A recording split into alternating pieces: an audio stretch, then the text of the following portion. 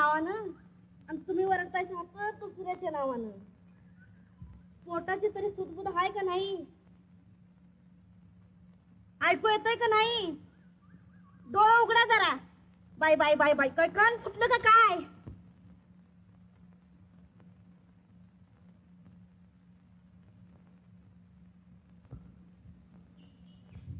आई मंगळाई, लय लय भूक लागली असेल, घ्या पाणी अगोदर.